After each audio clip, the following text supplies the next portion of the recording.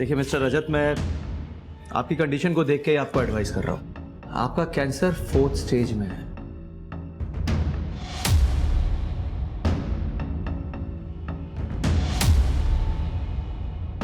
आप कितना भी केमोथेरेपी और रेडिएशन ले लें, लेकिन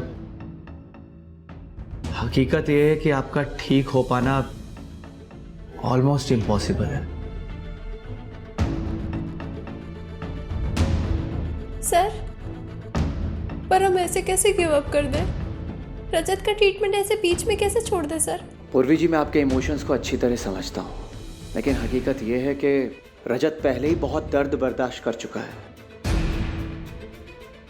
आगे मर्जी आप लोगों की है, आप क्या करना चाहते हैं क्या नहीं। ये हर्बल मेडिसिन मैं आपको दे रहा हूँ रजत के पेन के लिए। मेरी आपको सलाह होगी कि आप ऊपर वाले से दुआ करें, अच्छे की उम्मीद करें, लेकिन बुरे के लिए तैयार रहें।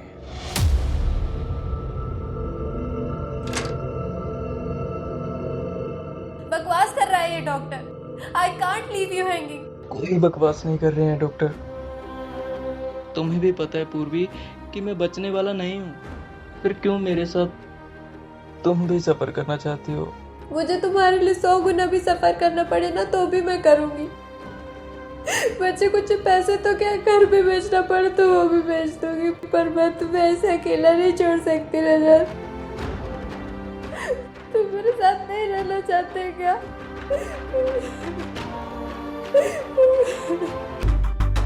कहाँ जाना है? थोड़ा आगे तक छोड़ दीजिए। आ जाओ, बैठ जाओ, छोड़ देते हैं।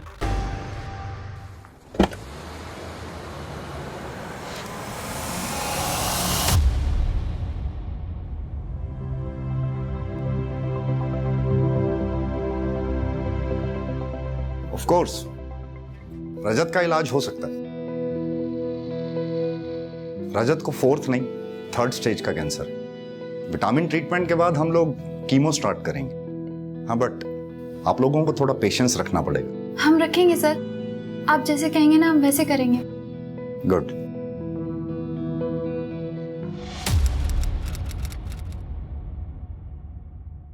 आराम से निकालो। गला कटा हुआ है। जी सर। बॉडी को सर्च करो। सर कोई मोबाइल या पर्स और ना ही कोई आईडी कार्ड।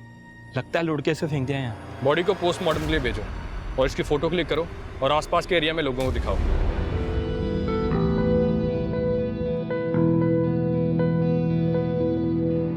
हाँ, इंश्योरेंस है रजत का आपकी कंपनी से। अगर आप पैसे नहीं भरोगे तो कौन भरेगा?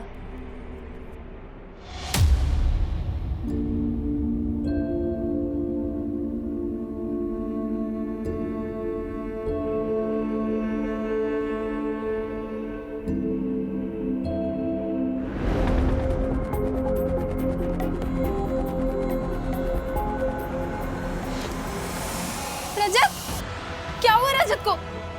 डॉक्टर लेके जाइए इन्हें प्लीज। डॉक्टर, लेकिन हुआ क्या रजत को? रजत!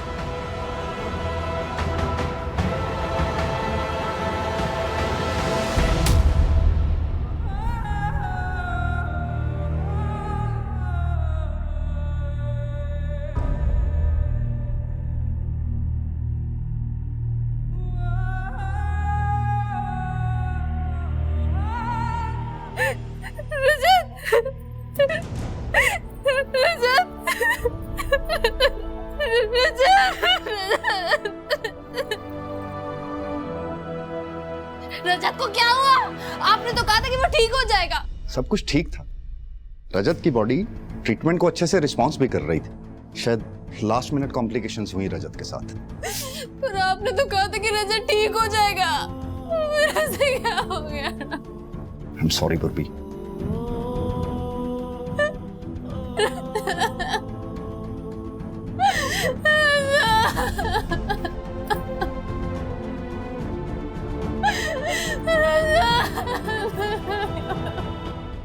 हाँ सर, मैं पहचानता हूँ इसको। टेम्पो ड्राइवर है ये, इसी रूट पर चलता था, अक्सर आता था मेरे ढाबे पर। लाश मिली है इसकी 2 दिन पहले। यहाँ से 3 किलोमीटर दूर हाईवे पर। लाश?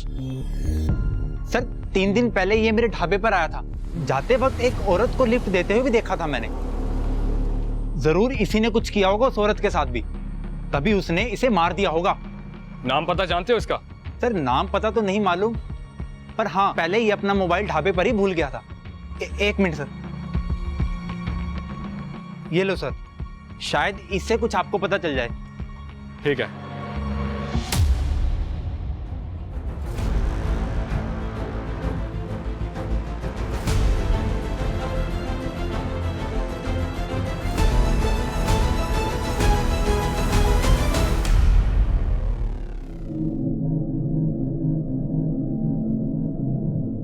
आपकी बच्ची को अर्जेंटली हार्ट ट्रांसप्लांट की जरूरत है। टाइम बहुत कम है उसके पास।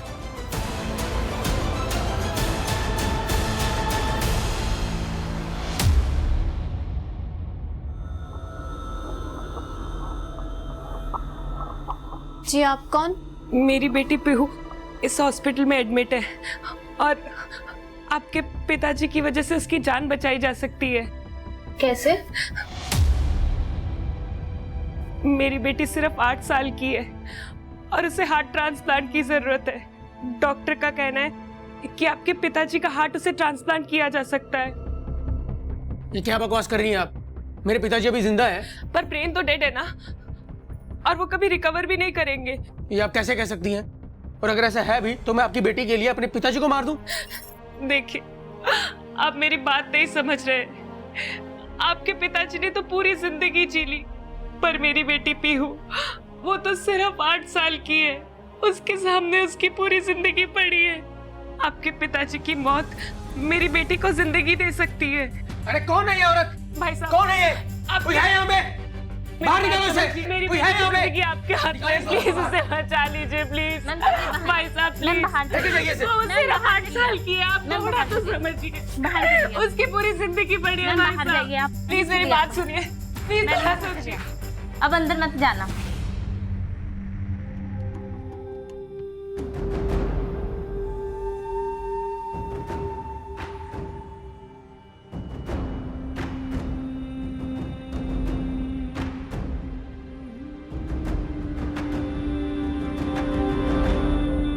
ए रुको,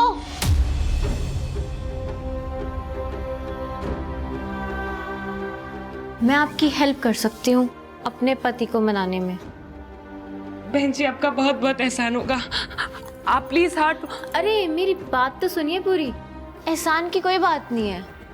आप पापा जी के हार्ट के बदले हमें सिर्फ 5 लाख रुपए दे दीजिएगा। 5 लाख?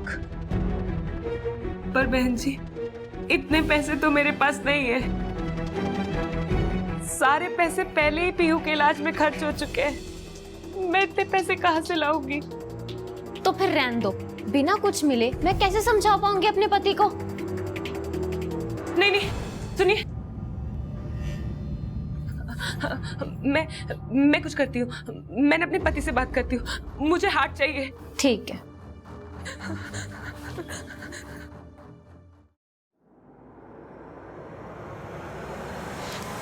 हेलो,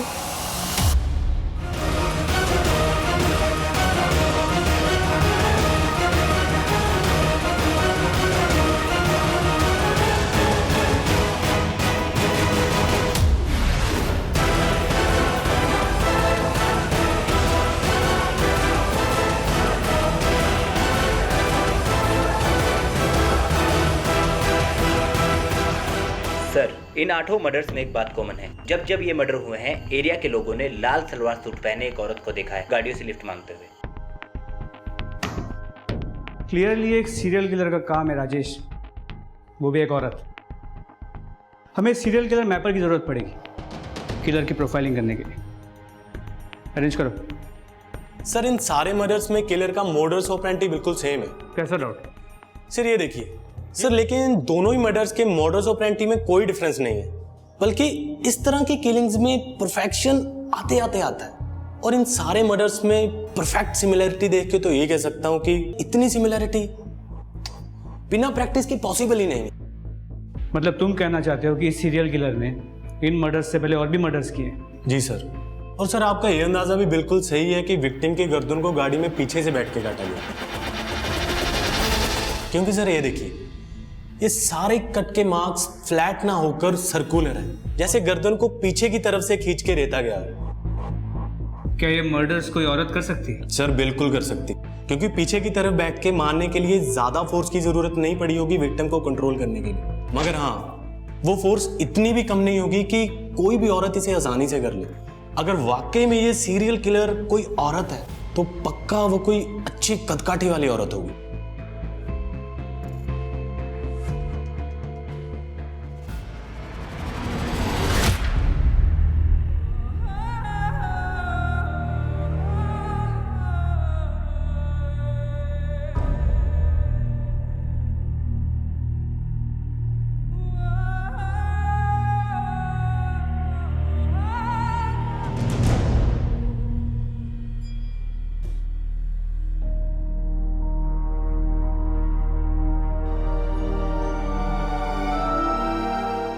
बेटा आखिरी बार उसे विदाई तो दे दे। नहीं माँ, नहीं, रजत ने प्रॉमिस किया था कि वो लड़ेगा अपनी जिंदगी के लिए, मेरे साथ रहेगा, पर उसने अपना प्रॉमिस तोड़ दिया। वो मेरे साथ ऐसे कैसे कर सकता? माँ, मैं उसे अलविदा नहीं कहूंगी, मैं नहीं कहूंगी। विशाल ले जाओ अपने भाई को, ले जाओ रजत को यहाँ से, मैंने ले जाओ रजत को।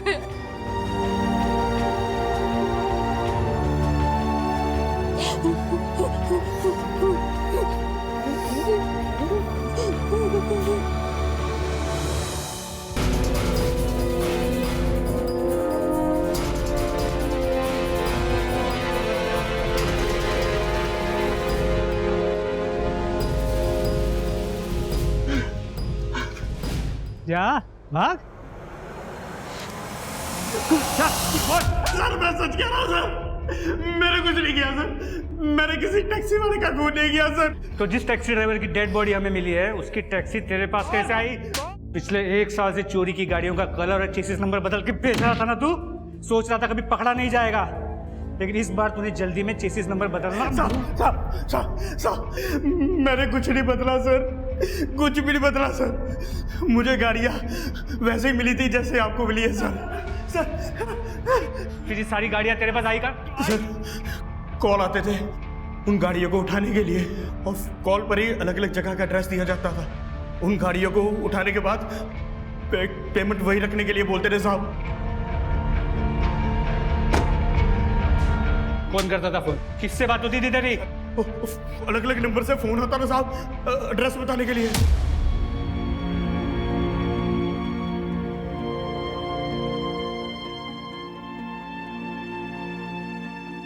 बेटा कुछ खा ले, ऐसे कब तक बिना खाए पिए जागती रहेगी?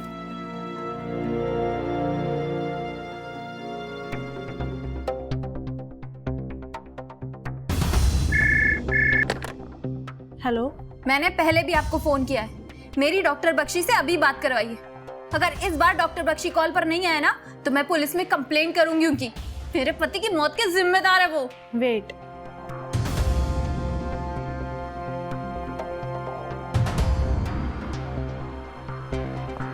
अब किस लिए फोन किया आपने यहाँ पे? आपको अच्छे से पता है कि मैंने आपको क्यों फोन किया है।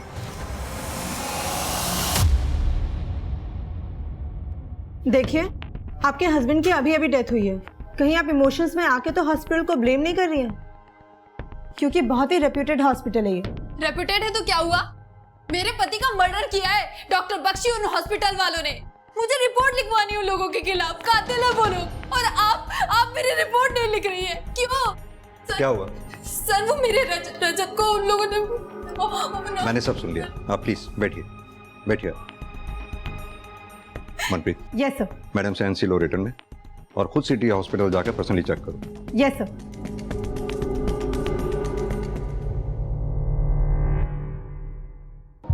मैम, रजत को बचाने के लिए हम जो कुछ कर सकते थे हमने वो सब कुछ किया, पर वो नहीं बच पाया। कैंसर तो आपको पता है कितनी अनप्रेडिक्टेबल सी बीमारी है, न जाने कब क्या हो जाए। झूठ बोल रहे हैं आप। ये रजत को कैंसर ने नहीं मारा, बल्कि आपने और आपके हॉस्पिटल ने मारा है। मैं ना आपको छोड़ो, बाहर जाइए आप, प्लीज बाहर जाइए, लेके जाओ इन्हें। झूठ बोल रहे हैं ये। रजत को बचाने का वादा किया था इन लोगों ने। मैं छोड़ूंगी नहीं, मैं किसी को नहीं छोड़ूंगी, मैं किसी को भी नहीं छोड़ूंगी। देखिए रजत ना तो पहला ऐसा पेशेंट है जिसकी डेथ मेरे हॉस्पिटल में हुई है, और ना ही पूर्वी कोई पहली ऐसी रिलेटिव है जो इस तरह से हंगामा कर रही है। हाँ, रजत की मौत पे मुझे भी डाउट है। डाउट है? पूर्वी मुझसे पैसे मांग रही है रजत की मौत के हर जाने के तौर पर। डॉक्टर बख्शी, मेरे पास जितने भी पैसे थे वो सब रजत के इलाज में खर्च हो गए। मेरे पास कुछ भी नहीं है, मैं अपने खर्चे कैसे उठाऊं? आपको तो कंपनसेशन देना ही होगा, चाहे ऐसे या वैसे। जिस टाइम रजत की डेथ हुई ठीक उससे लगभग आधा घंटा पहले मेरे डॉक्टर्स ने राउंड किया। रजत वाज परफेक्टली फाइन। उसके आधे घंटे के अंदर अंदर न जाने ऐसा क्या हुआ कि रजत की डेथ हो गई। पर उस टाइम पूर्वी अकेली थी मैम रजत के साथ रूम में। इंटरेस्टिंग। पता है मनप्रीत, पैसा आदमी से कुछ भी करवा सकता है, तो फिर ये पूर्वी क्या चीज है? इसका बैकग्राउंड चेक करो। Yes sir. और वो हॉस्पिटल में कुछ सस्पिशियस मिला क्या? सर हॉस्पिटल में तो कुछ सस्पिशियस नहीं मिला, लेकिन डॉक्टर बख्शी वो शायद जितना अच्छा खुद को दिखाते हैं उतने अच्छे वो है नहीं। अगर तुम्हें लगता है कि डॉक्टर बख्शी के साथ कुछ गड़बड़ है तो डॉक्टर बख्शी और हॉस्पिटल दोनों को इन्वेस्टिगेट करो। Yes sir.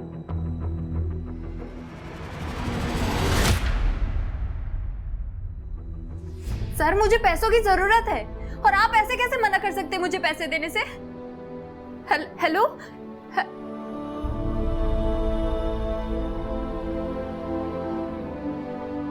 आप ठीक हो भाभी? बैठिए, थोड़ा पेशेंस रखिए भाभी, सब ठीक हो जाएगा। ऐसे गुस्सा करोगे तो आप खुद का ही नुकसान करोगे भाभी।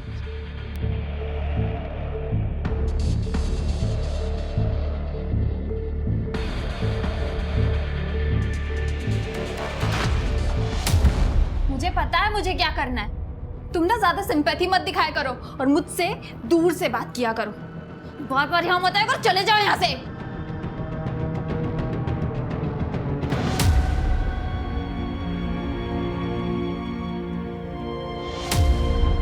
आप बात को समझ नहीं रही हैं मैडम। हॉस्पिटल में जगह नहीं है दूसरे पेशेंट्स के लिए, और आपकी बेटी का एक ही इलाज है, हार्ट ट्रांसप्लांट, और वो आप अरेंज नहीं कर पा रही हैं। आप एक काम करिए, या तो इसको आप घर ले जाइए और इसके साथ टाइम स्पेंड करिए प्लीज। आपको समझ में आ रहा है आप क्या बोल रहे हैं? मरने के लिए ले जाऊं अपनी बेटी को घर? मैं आपसे बोल रही हूँ कि एक दिन का टाइम और दे दीजिए। मेरे हस्बैंड कर रहे हैं पैसों का इंतजाम इसके हार्ट ट्रांसप्लांट के लिए। आप समझ क्यों नहीं रहे हैं? बस एक दिन, या तो आप हार्ट अरेंज करिए या फिर इसको आप घर ले जाइए प्लीज।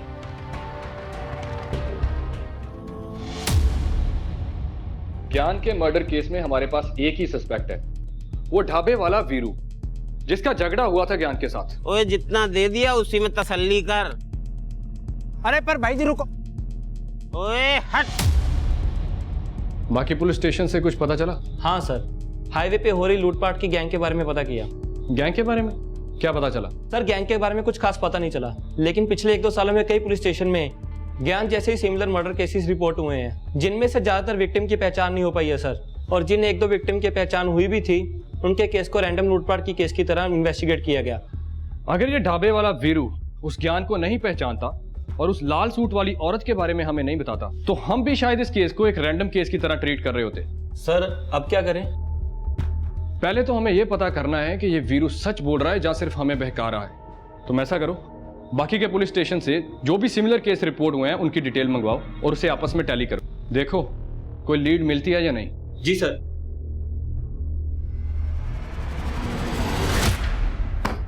सर 12 केसेस हैं ज्ञान के जैसे। 12 केस तो रिपोर्ट हुए हैं तेजिंदर, क्या पता कितने केस रिपोर्ट ही नहीं हुए होंगे। मॉडस ऑपरेंडी को देखकर तो यही लग रहा है कि कोई गैंग एक्टिव है हाईवे पर। और सर वो औरत जो ज्ञान के साथ देखी गई थी, 2 ही पॉसिबिलिटी हैं, या तो वो औरत विक्टिम को फंसा के गैंग के पास लेके जाती होगी, या फिर उसने खुद मर्डर किए होंगे।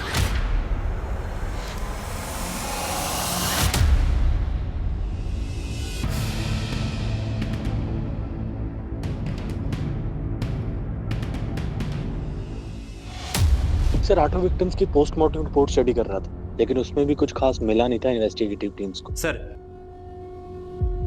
हाईवे पर एक औरत की डेड बॉडी मिली है।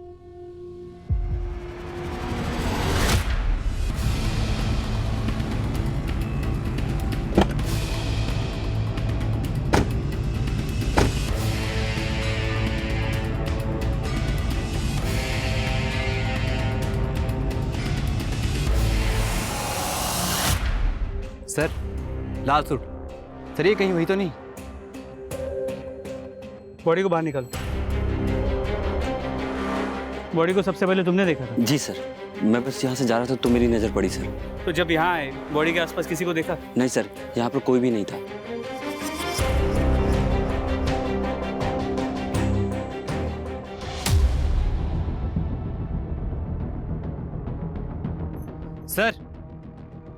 सर इसका नाम प्रतिमा सागर है, और सिर्फ इसकी आईडी नहीं, इसके पर्स से और भी देखिए क्या क्या मिला है।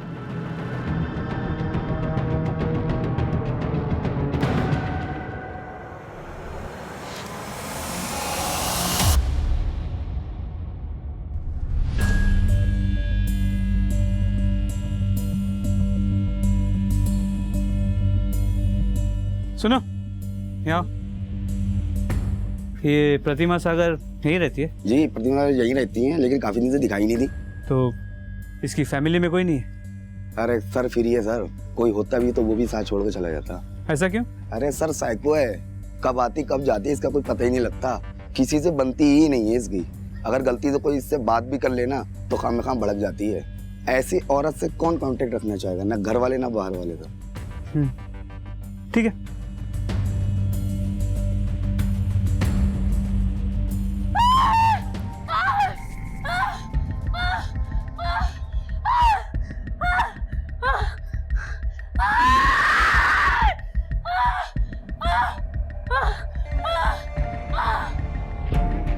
मुझे तो अभी भी यकीन नहीं हो रहा रीवा कैसे मान गई आपकी बात, जो डिलीवरी के लिए हॉस्पिटल की बजाय ये होम बर्थ का ऑप्शन चुना, जबकि उसकी प्रेगनेंसी पहले से इतनी कॉम्प्लिकेटेड है। मान गई क्योंकि ये कॉम्प्लिकेशंस वगैरह ना सब डॉक्टरों के बनाए हुए फतूर हैं। अरे हॉस्पिटल लेके जाएंगे तो वो चीर फाड़ करेंगे सिर्फ पैसा बनाने के लिए। वैजी ने दवाई दी है ना, उससे सब ठीक हो जाना है, तू चिंता मत कर। रीवा का बच्चा अटक गया है, उसको हॉस्पिटल ले जाना पड़ेगा।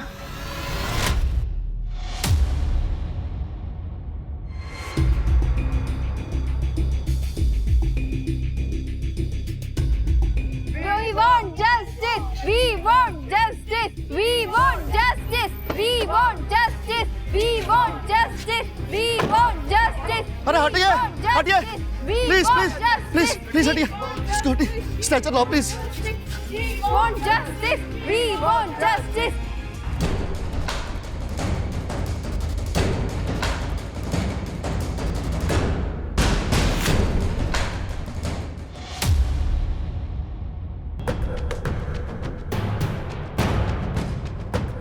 मत रीवा, सब ठीक होगा, कुछ नहीं होगा तुम्हें। हम हॉस्पिटल में है ना, हौसला रख, सब ठीक होगा रीवा।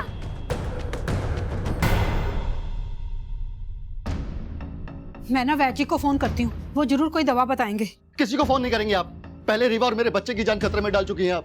अरे तुम तो ऐसे बोल रहे हो जैसे मुझे रीवा की कोई फिक्र ही नहीं। बेटी है वो मेरी। बेटी है?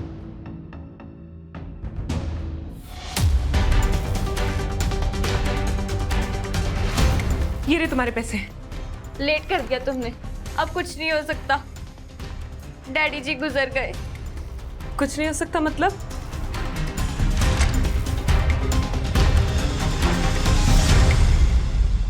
अब तो तुम्हारे ससुर मर गए ना, अब तो इजी हो जाएगा। नहीं हो पाएगा, डेथ हार्ट फेल होने से हुई है, और तुम्हें तो हार्ट ही चाहिए था ना। परी मेरी सो रही है, पीहू मेरी सो रही है, परी रानी आएगी, पीहू को खिलाएगी, पीहू खुश हो जाएगी। मम्मा मम्मा चिल्लाएगी, मम्मा मम्मा चिल्लाएगी, पापा पापा चिल्लाएगी, पीहू खुश हो जाएगी। पीहू मेरी सो रही है परी। हाँ पीहू को क्या हो गया? ये सांस नहीं ले रही है। पीहू पीहू बेटा आंखें खोलो। बेटा पीहू, बेटा आंखें खोलो। क्या हो गया? एक मिनट। पीहू पीहू आंखें खोलो बेटा।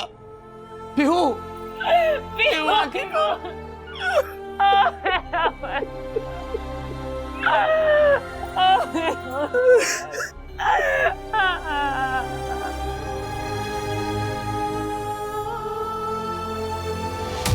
सारे प्रूफ्स प्रतिमा को हमारी सीरियल किलर बता रहे हैं, लेकिन मुझे कुछ सही नहीं लग रहा।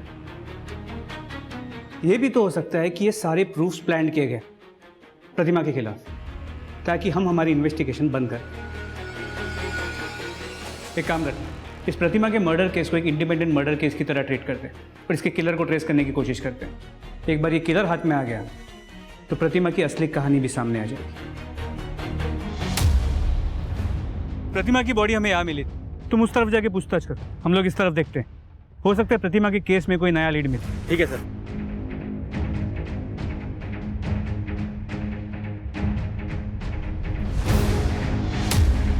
इसको, हाँ साहब, इस औरत ने मेरी दुकान से पानी खरीदा था।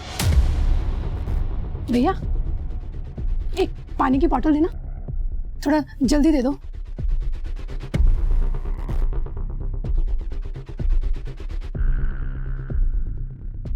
मैडम कौन है वो?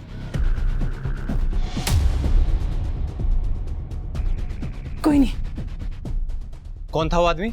सब इतना तो नहीं पता, बहुत अंधेरा था, पर वो आदमी ना कद काठी से बहुत लंबा चौड़ा था। यानी कि मेरा शक सही था, कोई तो प्रतिमा का पीछा कर रहा था। उसी ने प्रतिमा को मारा और उसकी बॉडी पे सीरियल किलर होने के प्रूफ प्लांट करके खुद गायब किया। सर लग तो ऐसा ही रहा है। दुकानदार के डिस्क्रिप्शन के हिसाब से पीछा करने वाले की कदकाठी हमारे सीरियल किलर की प्रोफाइल से मैच कर रही है। प्रतिमा के मोहल्ले में जाके पूछताछ करो, देखो किसी ने कोई सस्पिशियस आदमी या औरत प्रतिमा के घर के पास देखा है कि जो कोई भी प्रतिमा को फॉलो कर रहा था वो प्रतिमा के अजीब बिहेवियर के बारे में जानता, और वो ये भी जानता था कि प्रतिमा के आगे पीछे कोई नहीं है। इसीलिए उसने प्रतिमा को हमारी सीरियल किलर बनाकर हमारी इन्वेस्टिगेशन को भटकाने की कोशिश की। हमें एक बहुत ही डेंजरस और स्मार्ट सीरियल किलर को ट्रेस करना है।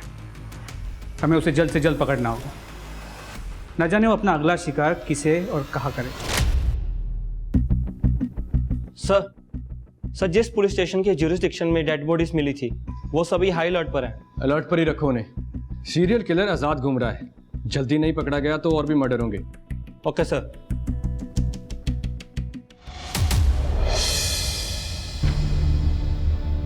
डेड बॉडी मिलने में थोड़ा वक्त लगेगा, तब तक आप घर जाइए, मैं आता हूँ। जी मैंने सुना आपकी बीवी के बारे में, इन हॉस्पिटल वालों ने आपकी बीवी और बच्चे दोनों को मार दिया ना, जैसे मेरे रजत को मारा था। देखिए आप हमें प्लीज अकेला छोड़ दीजिए, वी आर इन पेन, हम बहुत दुखी है, प्लीज चलो।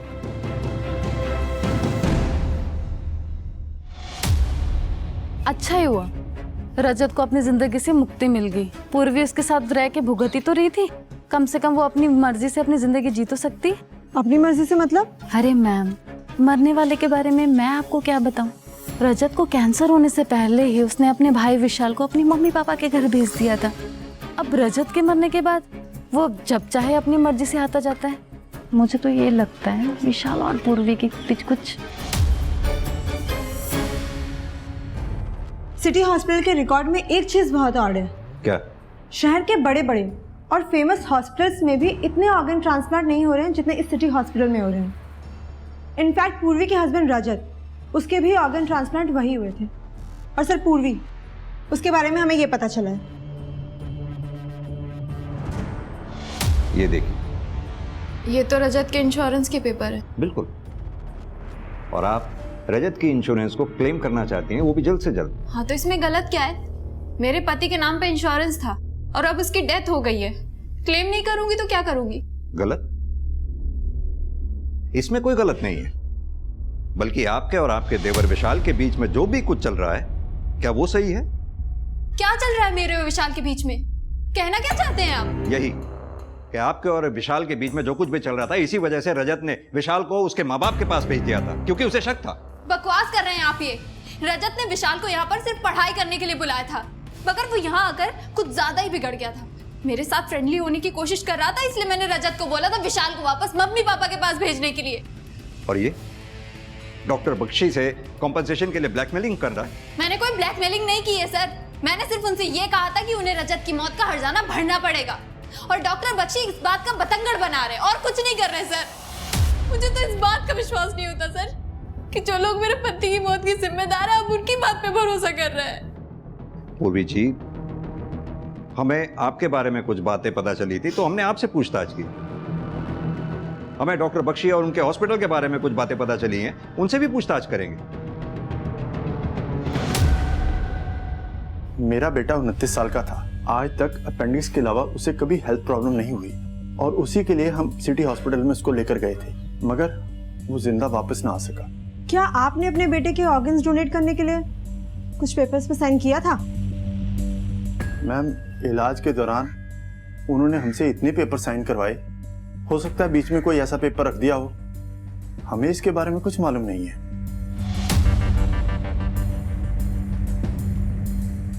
किडनी कौन दे रहा था ये जानकर मुझे क्या करना था मैम? सिटी हॉस्पिटल वालों ने बताया किडनी अवेलेबल है, तो मैंने ट्रांसप्लांट करवा ली। कितना पैसा दिया था आपने ट्रांसप्लांट का? 3 लाख पड़े थे मैम। आधा पैसा ऑनलाइन दिया था, आधा कैश में। सर, मेरी बीवी रीवा को प्रेगनेंसी में पहले ही बहुत कॉम्प्लिकेशंस थी, फिर भी मेरी सास ने उसे इस देसी इलाज के चक्कर में फंसा दिया। अब आप ही बताइए, मैं अपनी बीवी की मौत का जिम्मेदार किसे मानूं? हॉस्पिटल को या अपनी सास को? मिस्टर शिव, एक बात बताइए, आपकी पत्नी रीवा के ऑर्गन्स डोनेट हुए थे? सर, जितने भी ट्रांसप्लांट हुए हैं मेरे हॉस्पिटल में, सबके सब लीगल हैं। हमारे पास पेपर्स हैं, रिलेटिव की परमिशन है।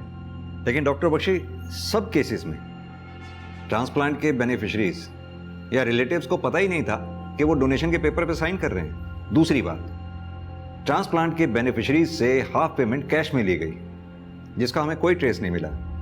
कहां गया वो पैसा? ऐसा कैसे हो सकता है सर? हम कैश में डील ही नहीं करते, तो फिर कैश लेंगे क्यों? तो डॉक्टर बख्शी, अगर पैसा आपके पास नहीं है तो किसी के पास तो होगा ही। हमें आपका हॉस्पिटल सर्च करना होगा। अब आप हमें खुद सर्च करने देंगे या फिर हम कोर्ट से सर्च वारंट लेके आए? सर, जब कुछ गलत किया ही नहीं तो हम सर्च से क्यों डरेंगे? आप इत्मीनान से सर्च कीजिए।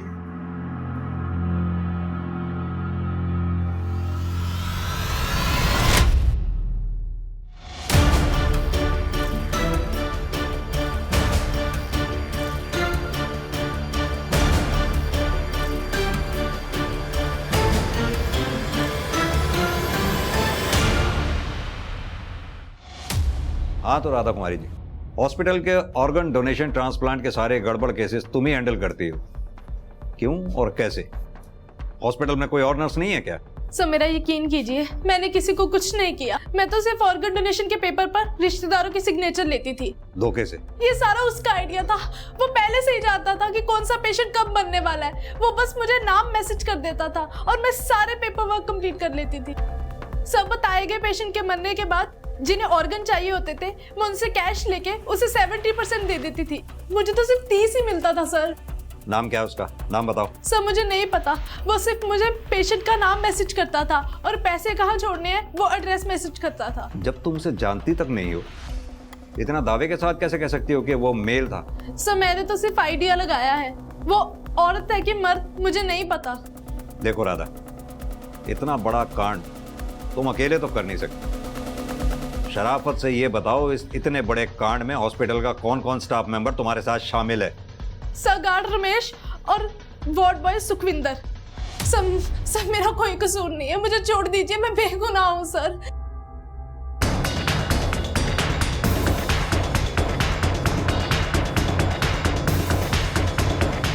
सर, राधा के दिए हुए सारे नंबर्स बंद आ रहे हैं, और सर गार्ड और वार्ड बॉय से भी कुछ नया पता नहीं चला। मनप्रीत, हैरानी की बात है, जितने भी पेशेंट्स ऑर्गन डोनेशन रैकेट का शिकार हुए, सब में एक चीज कॉमन है, सबकी मौत हार्ट अटैक से हुई है। हाँ सर, मेरा तो ध्यान ही नहीं गया इस बात पर। और इतना ही नहीं, ये सभी पेशेंट्स के केसेस को जब मैंने गहराई से स्टडी किया तो एक चीज और कॉमन पाई। इन सभी पेशेंट का कभी ना कभी एक आयुर्वेदिक डॉक्टर दीप राणा से कनेक्शन रहा है। इन सभी पेशेंट्स का दीप राणा से कनेक्शन होना महज इत्तेफाक नहीं हो सकता, कहीं तो कोई गहरा राज छिपा है। देखिए, आपका कैंसर लाइलाज है। अगर फिर भी कोई डॉक्टर आपको ये कहता है कि वो आपको यहां से ठीक कर सकता है, तो इसका सीधा मतलब ये है कि वो आपसे झूठ बोल रहा है और आपसे पैसे ऐंठना चाहता है। इसलिए मेरी आपको यही सलाह होगी कि आप अपने बेटे के साथ अपने घर जाएं। आप अपनी जिंदगी के आखिरी कुछ दिन अपने परिवार वालों के साथ शांति से बिताएं। बेटा, ये स्वर्ण अमृत मैं तुम्हें दे रहा हूं, जब जब दर्द हो देते रहना। सर, पिछले 3 सालों से प्रैक्टिस कर रहा है डॉक्टर, लेकिन इससे पहले कहाँ था, क्या कर रहा था, इसकी कोई इन्फॉर्मेशन नहीं। और उसकी डिग्री जेन्युइन है सर, लेकिन एक चीज़ बहुत स्ट्रेंज है इसके बारे में। इसकी फैमिली लाइफ के बारे में किसी को कुछ नहीं पता। इसके माँ बाप, इसके बीवी बच्चे, इसकी कोई इन्फॉर्मेशन नहीं।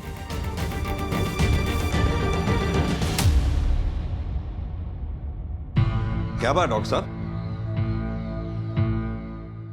भागने की तैयारी हो रही है?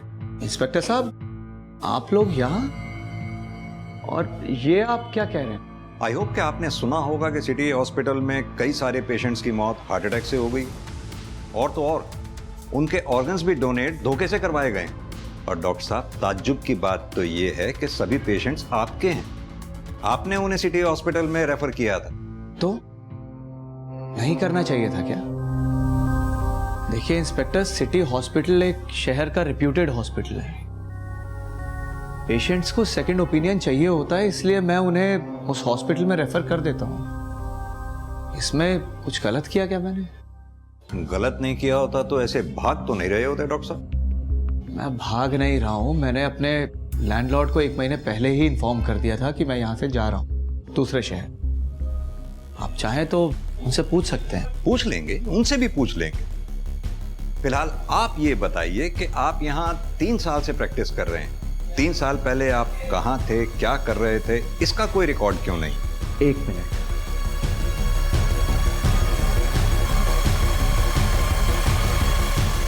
ये देख लीजिए आप देख लीजिए मैं कब कहाँ किस किस शहर में रहा और क्या कर रहा था, वो सब डिटेल है इसमें।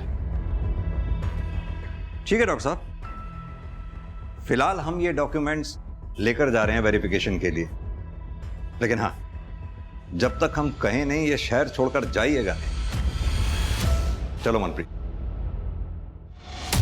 काफी दिलेर है सर, एक बार भी नहीं घबराया और हर सवाल का बिल्कुल परफेक्ट जवाब रेडी था, वो भी पहले से। परफेक्ट तो कुछ भी नहीं होता मनप्रीत, फिर ये डॉक्टर कैसे परफेक्ट हो सकता है? एक काम करो मनप्रीत, डॉक्टर की फोटोग्राफ आसपास के पुलिस स्टेशन में सर्कुलेट करवाओ। पता करो इस डॉक्टर का किसी केस से लेना देना रहा हो, अगर हाँ तो उस केस की पूरी डिटेल्स निकलवाओ। इस डॉक्टर का इतिहास गायब है ना, इसका इतिहास निकालकर इसका भविष्य बिगाड़ेंगे।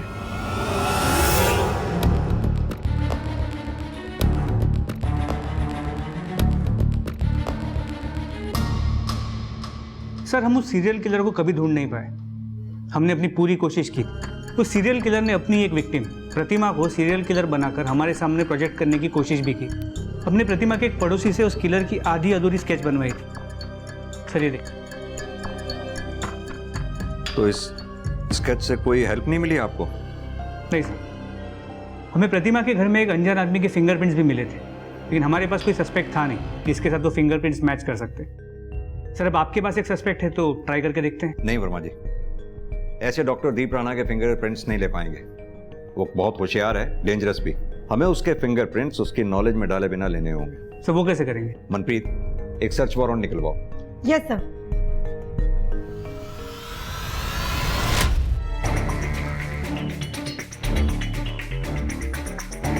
आप इंस्पेक्टर साहब अपना टाइम वेस्ट कर रहे हैं। आपके उस सीरियल किलर का राज मेरे इन बॉक्सेस में नहीं मिलेगा आपको। पता है हमें डॉक्टर साहब, हमें इन बॉक्सेस में कुछ नहीं मिलने वाला। सरकारी नौकरी है, फॉर्मेलिटी करनी पड़ती है।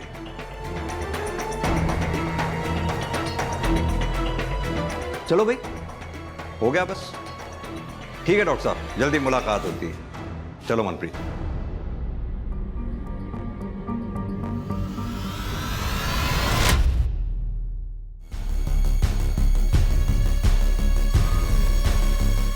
फिंगरप्रिंट मैच हो गए तो हमारा सस्पेक्ट दीप राणा ही है।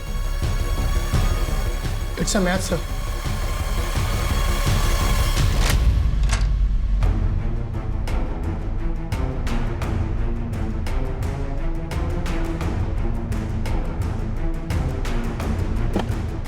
मैं क्रिमिनल कोई शौक से नहीं बना हूं। मेरी बच्ची जब हॉस्पिटल में थी तो किसी को भी उसकी जान की परवाह नहीं थी। सबको बस पैसा ही चाहिए था। मैं पैसे भी ले आया था पीहू के हार्ट ट्रांसप्लांट के लिए, मगर ट्रांसप्लांट होने से पहले ही वो बुढ़ा हार्ट अटैक से मर गया।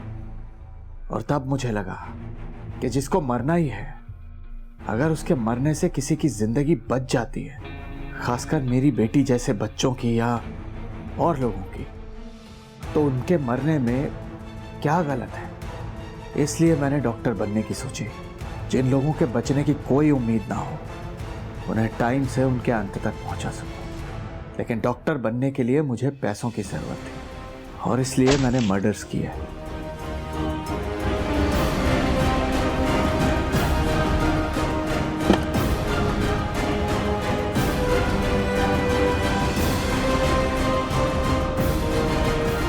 और जब मैं डॉक्टर बन गया तो शांति से मरने में लोगों की हेल्प करने लगा। मैंने उन्हें बिना दर्द के और बिना तड़पाए मुक्ति दी, अपनी दवा से, जिसे पीकर उनका दिल धीरे होते होते आखिरकार बंद हो जाता था। मेरी बेटी को तो नहीं बचा पाया मैं, लेकिन हाँ, मेरी बेटी के ही जैसे ना जाने कितने ही लोगों को जिंदगी मैंने दी है। दूसरों को मारकर खुद को भगवान समझ बैठा है। कितने ही निर्दोष लोगों की जान ली है तूने, उन टैक्सी वालों की, उस प्रतिमा की। न जाने ऐसे कितने पेशेंट्स जिसमें से कई बच भी जाते अगर तू बीच में नहीं आता तो। कैसे बच सकते थे इंस्पेक्टर साहब? पैसे देकर, हाँ, दोनों हाथों से भर भर के पैसे देते और जिंदगी खरीद लेते। लेकिन मेरे एक सवाल का जवाब दीजिए आप लोग, उन लोगों का क्या जिनके अपने उन्हीं पैसों की कमी से मर जाते हैं? उन लोगों का क्या? अपनी पापों का ठीकरा अपनी बेटी की मौत के ऊपर मत डाल। 2012 से तूने 108 लोगों को मारा है। अगर सिर्फ डॉक्टर बनने के लिए पैसों की बात होती ना तो कब का रुक गया होता, मगर तू रुका नहीं। तो ये मुक्ति दे के मसीहा बनने की कहानी किसी ऐसे को सुनाना जो तुझे जानता ना हो, हमें नहीं। जगतार, लेके जाओ उसे।